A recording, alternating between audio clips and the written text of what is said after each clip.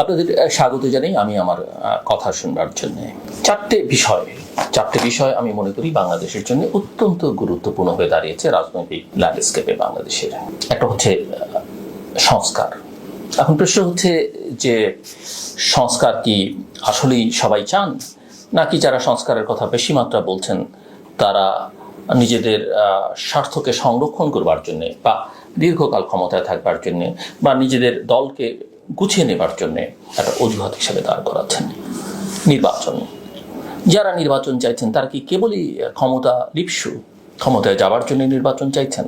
বিচার, বিগত আমলে শেখ হাসিনার আমলে যে অপকর্মগুলো হয়েছে, যারা অপরাধ করেছেন, হত্যাকাণ্ডের সঙ্গে লুটপাটের সঙ্গে যুক্ত ছিলেন, তাদের বিচার করতে হবে, সারা দেশের জনগণের দাবি।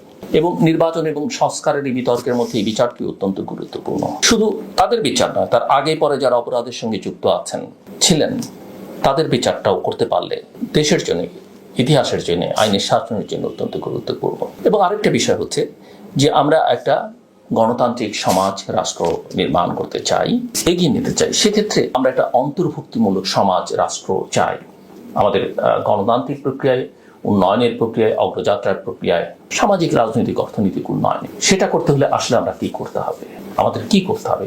৭১ থেকে এই পর্যন্ত নানা অপরাধে, আমাদের মুক্তিযুদ্ধ থেকে এই পর্যন্ত নানা অপরাধে নানানজন যুক্ত আছেন। ব্যক্তিগতভাবে আমরা তাদের বিচার করব, ক্ষমা করব, এই বিতর্ক, এই আলোচনা হতে পারে। কিন্তু আমরা আমাদের অর্থনৈতিক, রাজনৈতিক উন্নয়ন প্রক্রিয়ায় তাদেরকে অন্তর্ভুক্ত করব কিনা, না বাদ রাখবো?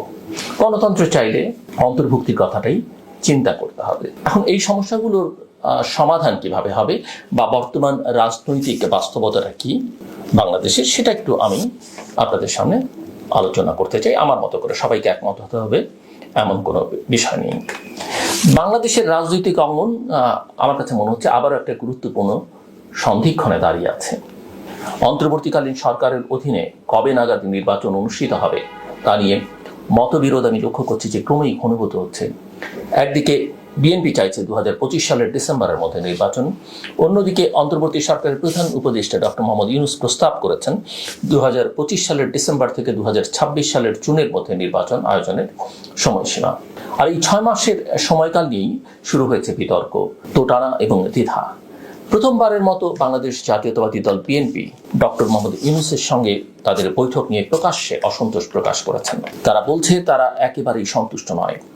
এই মনোভাব রাজনৈতিকভাবে গুরুত্বপূর্ণ, কারণ বিএনপি শুরু থেকেই ডক্টর ইউনূসের অন্তর্বর্তী সরকারের প্রতি নমনীয় থেকেছে।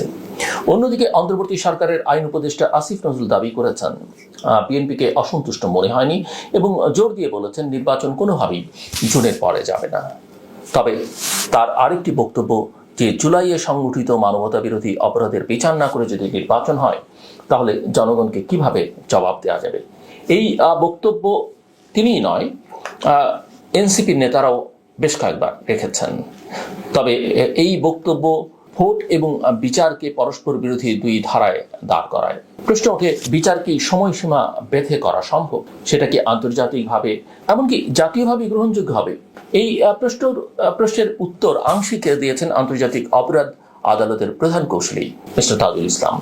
তিনি স্পষ্ট করেছেন এ ধরনের বিচার প্রক্রিয়ায় সময়সীমা চাপিয়ে দেওয়া অনুচিত, অর্থাৎ তড়িঘড়ি করে বিচার শেষ করবার সিদ্ধান্ত গ্রহণযোগ্য হবে না, বিশেষ করে যখন বিষয়টি আন্তর্জাতিক মনিটরিং এর আওতায় পড়তে পারে।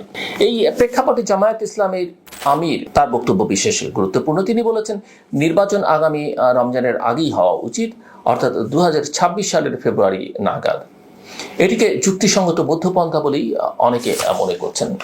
তবে জামাতের ওই বক্তব্যের মধ্যে বা গত কয়েকদিনের বক্তব্যের মধ্যে অনেক ইন বিটুইন দ্য লাইন্স দেখবার অনেক সুযোগ রয়েছে। তারা কিন্তু এটাও বলছে যে সংস্কার ছাড়া নির্বাচন করলে সেই নির্বাচন ভালো কিছু হবে না। এদিকে জামায়াতের আমির লন্ডনে বিএনপি চেয়ারপারসন বেগম খালেদা জিয়া এবং অ্যাক্টিং চেয়ারম্যান তারেক রহমানের সঙ্গে দেখা করেছেন, বেগম জিয়ার সঙ্গে।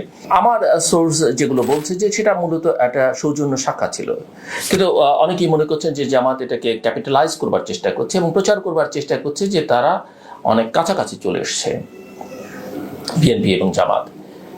কিন্তু আমরা জানি যে শেখ হাসিনার আমলের শেষের দিকে বেশ কিছু সময় থেকেই বিএনপি জামাতের সঙ্গে একটা দূরত্ব মেনটেন করে চলবার চেষ্টা করছে। তার একটা স্বতন্ত্র যে রাজনৈতিক আইডেন্টিটি বা ধারা সেটা সে প্রতিষ্ঠা করতে চাইছে। সো জামাতের এটাকে অনেকে মধ্যপন্থা বললেও সবাই সেটা মানতে রাজি নন।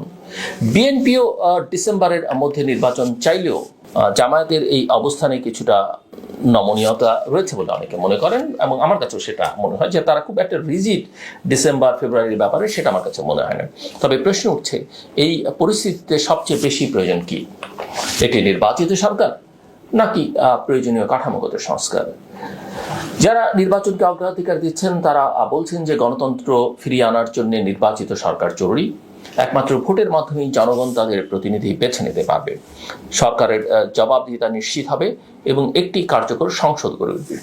অন্যদিকে যারা সংস্কারের অগ্রাধিকার দিচ্ছেন তারা বলছেন যে বর্তমান প্রশাসন, বিচার বিভাগ, নির্বাচন কমিশন সহ রাষ্ট্রের প্রায় সব প্রতিষ্ঠান দলীয়করণ, দুর্নীতি এবং অপেশাদারিত্বের শিকার। এই অবস্থায় সরাসরি নির্বাচনে গেলে হয়তো আগের মতোই এক ব্যক্তিকেন্দ্রিক পরিবারতান্ত্রিক শাসন ব্যবস্থা ফিরে আসবে, আর তাতে গণ অভ্যুত্থানে আত্মোৎসর্গকারী হাজারো ছাত্র জনতার আত্মত্যাগ ব্যর্থ হয়ে যাবে। আসলে এই দুটো যুক্তির কোনোটি একেবারে ভুল নয়, বরং বাস্তবতা হলো সংস্কার এবং নির্বাচন দুটোই প্রয়োজন, এবং সেটি একে অপরের বিকল্প নয় বরং পরিপূরক। প্রধান নির্বাচন কমিশনার জানিয়েছেন যে কমিশন ভোটার তালিকা হালনাগাদের কাজ দ্রুত শেষ করতে পারবে এবং নির্বাচন আয়োজনের জন্য প্রস্তুত রয়েছে। তাহলে কেন ডিসেম্বরের বদলে জুন পর্যন্ত সময়ের কথা বলা হচ্ছে? এখানেই ডক্টর ইউনূসের ভূমিকা নিয়ে প্রশ্ন উঠছে। আবহাওয়াগত কারণ, ঐতিহাসিক অভিজ্ঞতা, প্রাকৃতিক দুর্যোগের আশঙ্কা ইত্যাদি বিবেচনায় দেশের নির্বাচনগুলো সাধারণত শীতকালেই হয়ে থাকে। ফলে জুনে নির্বাচন আয়োজন তেমন যৌক্তিক মনে হচ্ছে না। আর এই 6 মাসের সময়সীমা নিয়েই সামাজিক এবং যোগাযোগ মাধ্যমে ছড়িয়েছে গুজব প্রফেসর মোহাম্মদ ইউনূস নাকি আরও 5 বছর ক্ষমতায় থাকতে চান। যদিও তার মর্যাদা এবং গ্রহণযোগ্যতা এখনো অটুট, কিন্তু এই ধরনের প্রচারণা তার ভাবমূর্তিকে আঘাত করতে পারে, বিশেষ করে যখন একজন উপদেষ্টা মন্তব্য করেন মানুষ বলে আপনারা আরও 5 বছর থাকেন, তখন সন্দেহ আরও বাড়ে। আবার কোন উপদেষ্টা বলছেন যে তারা নাকি নির্বাচিত, এবং আরো একজন উপদেষ্টা একদম শুরুতেই বলেছিলেন যে শেখ হাসিনা 5 বছরের জন্য নির্বাচন করে ক্ষমতায় এসেছেন বা যেভাবেই আছেন, মাত্র কয়েক মাস গেছে, বাকি সময়টা আমরা থাকতে পারি। এমন পরিস্থিতিতে বিএনপি নতুন করে উদ্যোগ নিয়েছে অন্যান্য বিরোধী দলগুলোর সঙ্গে একযোগে কর্মসূচি নেবার। এরই মধ্যে তারা 12 দলীয় জোট এবং এলডিপির সঙ্গে বৈঠক করেছে। তবে জামায়াত ইসলামী এবং ছাত্রদের নেতৃত্বে গঠিত নতুন দল এনসিপিকেও আলোচনায় আনবে কিনা তা এখনো পরিষ্কার নয়। এদিকে এনসিপির সাম্প্রতিক অবস্থান, বিশেষ করে আহ্বায়ক নাহিদ ইসলামের মন্তব্য, প্রশাসন এখন বিএনপির পক্ষে কাজ করছে, নতুন আলোচনার জন্ম দিয়েছে। এর মাধ্যমে যেন এনসিপি নিজেরাই নির্বাচন প্রক্রিয়া থেকে নিজেদের দূরে সরিয়ে নিচ্ছে। আবার তারা অভিযোগ করেছে নির্বাচন কমিশন বিএনপির অনুকূলে কাজ করছে এবং রাষ্ট্রীয় প্রতিষ্ঠানগুলো এনসিপির প্রতি বিমাতাসুলভ আচরণ করছে। এই বক্তব্য শুধু রাজনৈতিক বিতর্ককেই জোরালো করেনি, বরং জনমনে বিভ্রান্তিও তৈরি করছে। অনেকে তো মনে করেন এনসিপি রাষ্ট্রীয় আশীর্বাদ পুষ্ট, রাষ্ট্রের সুযোগ সুবিধা বা সরকারের সুযোগ সুবিধা গ্রহণ করছে। একদিকে এনসিপি সংস্কার ছাড়া নির্বাচনের বিরোধিতা করছে, অন্যদিকে প্রশাসনের নিরপেক্ষতা নিয়ে প্রশ্ন তুলে নির্বাচনে অংশগ্রহণের সম্ভাবনাও অনিশ্চিত করে তুলেছে। এরই মধ্যে সবচেয়ে গুরুত্বপূর্ণ বক্তব্য এসেছে বাংলাদেশ জাতীয়তাবাদী দল বিএনপির ভারপ্রাপ্ত চেয়ারম্যান মিস্টার তারেক রহমানের পক্ষ থেকে। তিনি আহ্বান জানিয়েছেন প্রতিশোধ নয়, সংস্কার হোক আমাদের লক্ষ্য। এমনকি প্রধানমন্ত্রী পদে মেয়াদ সীমা নির্ধারণ, দ্বিকক্ষ বিশিষ্ট সংসদ গঠন, গণমাধ্যমের স্বাধীনতা রক্ষা ইত্যাদি বিষয়ে তারা প্রস্তাব দিয়েছেন। এটা নিঃসন্দেহে একটি প্রগতিশীল অবস্থান এবং বর্তমান বাস্তবতায় বড় পরিবর্তনের ইঙ্গিত। তবে সবকিছুর পরও গুরুত্বপূর্ণ প্রশ্ন থেকে যায়, জাতীয় স্বার্থ আসলে কোথায়? আমরা মনে করি নির্বাচন বিলম্বিত করা যেমন ঝুঁকিপূর্ণ, তেমনি সংস্কার এড়িয়ে যাওয়া বড় বিপর্যয় ডেকে আনতে পারে। অতীত অভিজ্ঞতা বলে যদি নির্বাচনের মাধ্যমে পুরনো দলগুলোর আধিপত্য আবারও প্রতিষ্ঠিত হয় এবং 2/3 সংখ্যাগরিষ্ঠতা পেয়ে তারা আবারও স্বেচ্ছাচারিতা শুরু করে, তাহলে আজকের আন্দোলনের সব অর্জন বা জুলাই আগস্টের আন্দোলনের সব অর্জন ম্লান হয়ে যাবে। সুতরাং প্রস্তাবটি হওয়া উচিত ডিসেম্বরের মধ্যে নির্বাচন আয়োজনের প্রস্তুতি চলুক এবং সেই সময়ের মধ্যে যতটা সম্ভব সংস্কার বাস্তবায়নের চেষ্টা চলুক এবং তারপরও সংস্কার চলতে থাকবে। প্রয়োজনে রমজানের আগেই অর্থাৎ ফেব্রুয়ারির মাঝামাঝি সময় পর্যন্ত 6 সপ্তাহ সময় বাড়ানো যেতে পারে, তবে কোনো অবস্থাতেই জুন পর্যন্ত নয়। এই সময়সীমার মধ্যে যদি অন্তর্বর্তী সরকার রাজনৈতিক দলগুলোর সঙ্গে কনসেনসাস বা ঐকমত্য কমিশনের মাধ্যমে বাস্তবসম্মত এবং গ্রহণযোগ্য সংস্কার বাস্তবায়ন করে এবং নির্বাচন কমিশন নিরপেক্ষভাবে একটি অংশগ্রহণমূলক ভোটের আয়োজন করতে পারে, তাহলেই এদেশের গণতন্ত্রের নবযাত্রা শুরু হবে।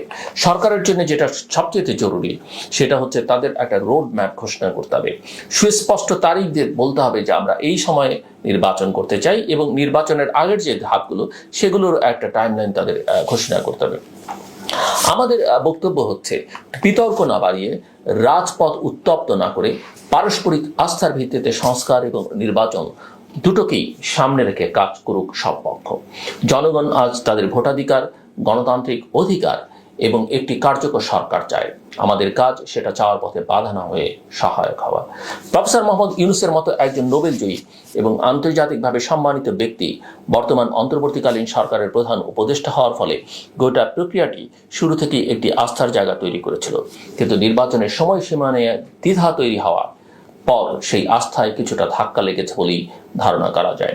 বিশেষ করে বিএনপি এই প্রথম প্রকাশ্যে বলেছে যে তারা একেবারেই সন্তুষ্ট নয়। আবার সরকারের ঘনিষ্ঠ মহল কিংবা কিছু উপদেষ্টার সামাজিক যোগাযোগ মাধ্যমে প্রচারিত আরও 5 বছর ইউনূস থাকুক ধরনের বক্তব্য এই অনিশ্চয়তাকে আরও তীব্র করেছে।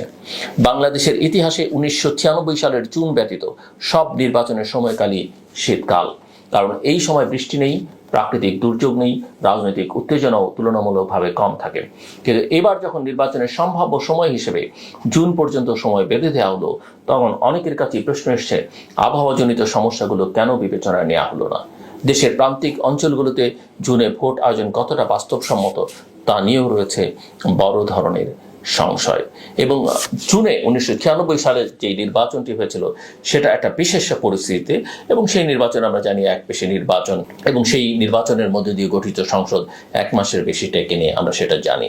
সো এদিকে সংস্কার প্রক্রিয়াগুলি নিয়ে জনমনে রয়েছে নানা মত।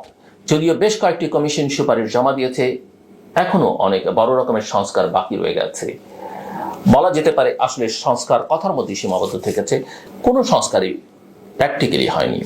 বিশেষ করে বিচার বিভাগ, প্রশাসন এবং জনপ্রতিনিধিত্বমূলক ব্যবস্থার জবাবদিহিতা, এই 3টি খাতে দীর্ঘমেয়াদী অব্যবস্থাপনা এবং রাজনৈতিক হস্তক্ষেপ সংস্কারের মূল প্রতিবন্ধক। অনেকেই বলছেন যে এই জায়গাগুলোতে সংস্কার ছাড়া নির্বাচন হলে সেটি হবে পুরনো রোগে নতুন ঔষধ প্রয়োগের মতো। নির্বাচনের আগে যে রাজনৈতিক পরিবেশ তৈরি হচ্ছে সেটিও জটিল। একদিকে বাংলাদেশ জাতীয়তাবাদী দল বিএনপি ডিসেম্বরে ভোট চায়, আর এদিকে জাতীয় নাগরিক পার্টি এনসিপি বলছে তারা বিচার এবং সংস্কার ছাড়া নির্বাচনে যাবে না। এনসিপির পক্ষ থেকে যেভাবে প্রশাসন এবং নির্বাচন কমিশনের নিরপেক্ষতা নিয়ে প্রশ্ন তোলা হয়েছে তাতে তাদের আস্থা সংকট স্পষ্ট। কিন্তু একই সঙ্গে এও বাস্তব যে এনসিপির 2জন নেতা অন্তর্বর্তীকালীন সরকারে এখনো আছেন, একজন কিছুদিন আগ পর্যন্ত ছিলেন। এই দ্বৈত ভূমিকা প্রশ্ন তুলেছে তাদের অবস্থান নিয়েও। যদি গভীরে যাই, দেখা যাবে এই মুহূর্তে যারা দ্রুত নির্বাচন চায় তারা নির্বাচনকে ক্ষমতায় যাওয়ার পথ হিসেবে দেখছে, যেমন একই সঙ্গে তারা জনগণের যে ভোটাধিকার দীর্ঘদিন চর্চা করতে পারেনি মানুষ, সেটার পক্ষে একটা অবস্থান নিয়েছে। আর যারা নির্বাচন দেরিতে যায় তারা বর্তমান অবস্থার চিত্র অনুযায়ী নিজেদের অনুকূল সময় বের করবার চেষ্টায় আছে। অর্থাৎ জাতীয় স্বার্থ নয়, বরং দলীয় সুবিধার হিসাব অনেকটাই বড় ভূমিকা রাখছে। এই দোটানা ভাঙার জন্য দরকার জাতীয় ঐকমত্য। সেই ঐকমত্য গড়ে তুলতে হলে অন্তর্বর্তীকালীন সরকারের প্রয়োজন সব রাজনৈতিক দলের সঙ্গে কার্যকর এবং আন্তরিক সংলাপ। ইতিমধ্যেই কনসেনসাস কমিশনের প্রস্তাব একটি বড় সুযোগ এনে দিয়েছে। এই কমিশনের কাজ হবে রাজনৈতিক দলগুলোর মধ্যে সমঝোতা তৈরি করা এবং সুপারিশে বাস্তবায়নে অন্তর্বর্তী সরকার কোনটা বাস্তবায়ন করবে আর কোনটা পরবর্তী নির্বাচিত সরকারের জন্য রাখবে তা নির্ধারণ করা। কনসেনসাস কমিশন ইতিমধ্যেই আলোচনা শুরু করেছে এবং সেই আলোচনা এখনো পর্যন্ত কোনো বাধার মুখে হয়নি। কাজে কিছুটা হলো ঐকমত্য প্রতিষ্ঠার আশা জিয়ে আছে। এখানে আন্তর্জাতিক অংশীদারদেরও ভূমিকা রয়েছে। যুক্তরাষ্ট্র, ইউরোপীয় ইউনিয়ন, জাতিসংঘ সহ আন্তর্জাতিক সম্প্রদায় বাংলাদেশের গণতন্ত্র নিয়ে আগ্রহী। তারা দীর্ঘদিন ধরে অংশগ্রহণমূলক নির্বাচন, মানবাধিকার এবং মত প্রকাশের স্বাধীনতা নিয়ে কাজ করে যাচ্ছে।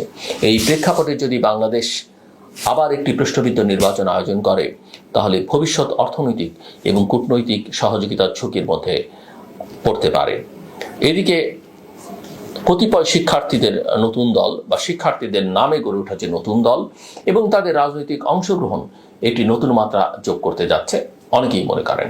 এই দলটি যদি নির্বাচনে অংশ নেয় তাহলে দেশের রাজনীতিতে একটা নতুন প্রজন্মের প্রতিনিধিত্ব শুরু হবে। তবে তারাও বলছে নির্বাচন আয়োজনের আগে সংগঠিত হওয়ার জন্য কিছুটা সময় দরকার, অর্থাৎ তারাও নির্বাচন বিলম্বিত করতে চায়, যদিও তার পেছনের যুক্তি অন্যরকম। এই অবস্থায় আমাদের রাষ্ট্রের ভবিষ্যৎ নির্ভর করছে দুটো বিষয়ের উপর: এটি গ্রহণযোগ্য সময়সীমার মধ্যে নির্বাচন আয়োজন এবং নির্বাচনের আগে অন্তত কিছু মৌলিক সংস্কার সম্পন্ন করা, বিশেষ করে যেগুলো নির্বাচনের সঙ্গে সংশ্লিষ্ট। এটি নিশ্চিত করতে হলে অন্তর্বর্তীকালীন সরকারের উচিত হবে সময়ের বিচারে ডিসেম্বরে নির্বাচন আয়োজনের প্রস্তুতি নিয়ে সর্বোচ্চ ফেব্রুয়ারির মধ্যে নির্বাচন সম্পন্ন করা। আমরা বিশ্বাস করি, তবে ফেব্রুয়ারিতে নির্বাচন করতে চাইলে তাদেরকে দিনক্ষণ বলে দিতে হবে যে ফেব্রুয়ারির এত তারিখে বা জানুয়ারির এত তারিখে তারা নির্বাচন চান।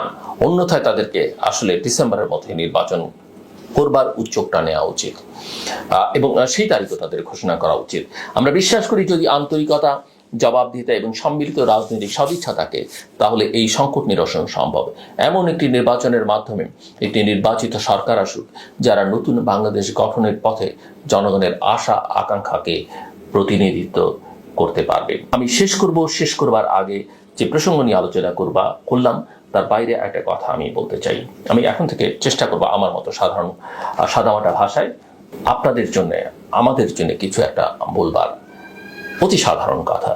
যেমন ধরা যাক, আমি এর আগে নানা বিষয় নিয়ে কথা বলেছি এবং এই ধারাটা অব্যাহত থাকবে, কিন্তু অত্যন্ত গুরুত্বপূর্ণ একটি দুটি লাইন আমি প্রতিদিনই আপনাদের সামনে বলতে চাই। আমরা আমাদের দেশটাকে ভালোবাসি এবং ভালোবাসার জন্য আসুন আমরা একটা পরিচ্ছন্ন ক্লিন দেশ তৈরি করি। আমরা দেখি অনেকে প্রাসাদ তুল্য বাড়িতে থাকেন, বাড়ির থেকে আবর্জনাটা রাস্তায় ফেলে দেন। অনেকে কোটি টাকার দামের গাড়িতে চড়েন, গাড়ি থেকে রাস্তায় ময়লা ফেলেন, অনেকে রাস্তায় থুতু ফেলেন। এই কাজগুলো করবেন না, এগুলো আমরা পরিহার করি। বহু দেশে আছে এই কাজগুলো করলে সঙ্গে সঙ্গে জরিমানা হয়। অনেক দেশে দেখেছি আমি যে মানুষ রাস্তায় ময়লা পড়ে থাকলে অন্যের ফেলা ময়লা নিজে তুলে নিজের পকেটে ঢুকিয়ে ফেলে, পরে কোথাও গিয়ে পিনে ফেলে। আসুন আমরা ধীরে ধীরে এই চর্চাগুলো করতে শুরু করি এবং সেটা যদি আমরা করতে পারি, এরকম আরো অনেক কিছু আছে, আমরা আসলে একটা আত্মমর্যাদাশীল জাতি হিসেবে নিজেদেরকে গড়ে তুলতে পারবো, একটা সুন্দর দেশ হিসেবে গড়ে তুলতে পারবো, যে দেশ অন্য দেশের জন্য উদাহরণ হবে। আমার কথা শুনবার